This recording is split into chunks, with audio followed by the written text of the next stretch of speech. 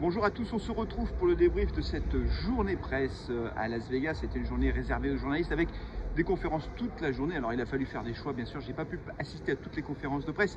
Ce que je retiens de cette journée, c'est d'abord la dernière conférence à laquelle je viens juste d'assister, c'est celle de Sony, avec une grosse annonce de Sony, puisque Sony Honda Mobility, qui avait été déjà annoncé l'an dernier, lance officiellement sa nouvelle marque Afeela avec les premiers modèles qui seront à la vente en 2025 et pour des livraisons prévues en 2026. Alors c'est une grosse annonce.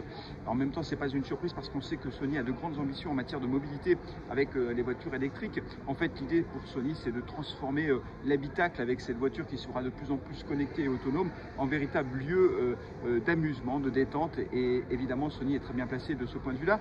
Pendant cette conférence de presse également, Sony a annoncé le lancement de la PSVR 2 le 22 février prochain. Là aussi, c'était attendu, mais on a enfin la date avec 30 jeux qui seront disponibles dès le départ. Et puis également, ils ont parlé de la licence Gran Turismo qui marche très bien. Ça, c'était donc pour Sony avec cette grosse annonce.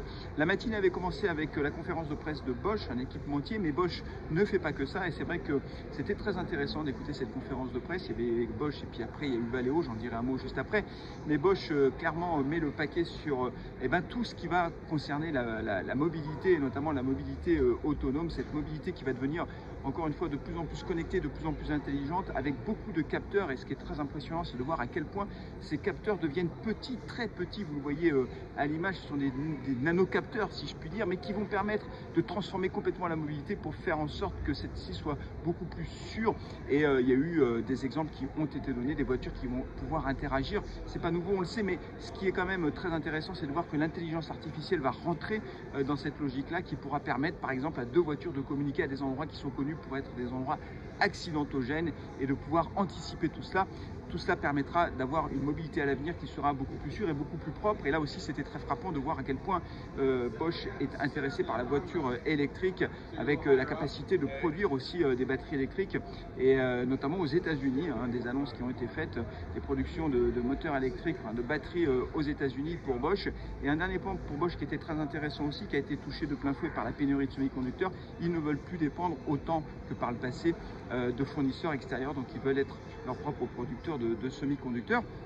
Valeo, de son côté, a également fait des annonces sur la voiture autonome, la voiture connectée, avec tous ces capteurs que Valeo maîtrise aussi, maîtrise parfaitement cette technologie. Ce qui était intéressant sur la conférence de presse de Valeo, c'était concernant les batteries électriques, parce que Valeo veut travailler sur des batteries plus propres, qui seront moins consommatrices de terres rares, voire plus du tout à l'avenir. Vous savez que c'est un reproche qui est fait à la voiture électrique, elle consomme des terres rares, et donc Valeo essaye de progresser dans ce domaine.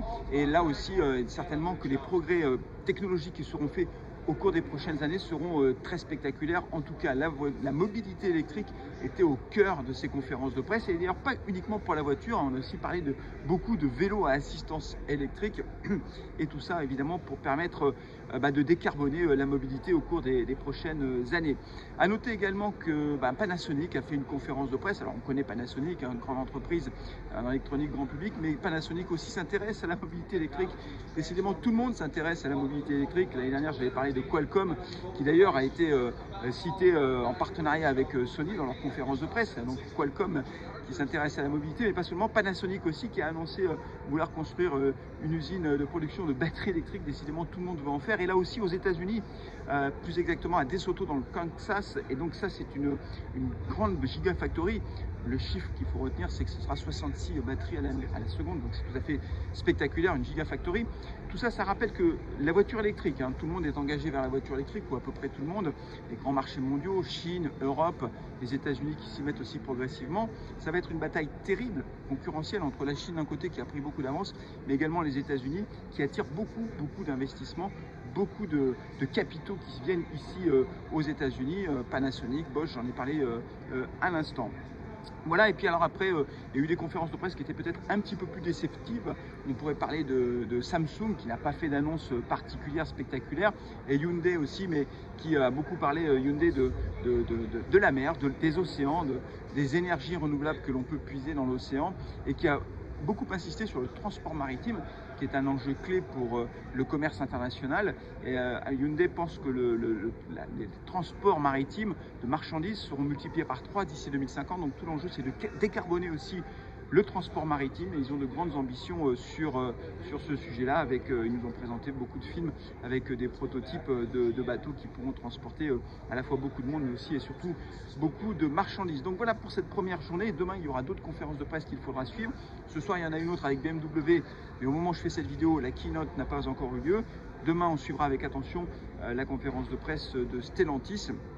Et donc, j'aurai l'occasion de revenir sur tous ces sujets dans une prochaine vidéo. Merci et à très bientôt.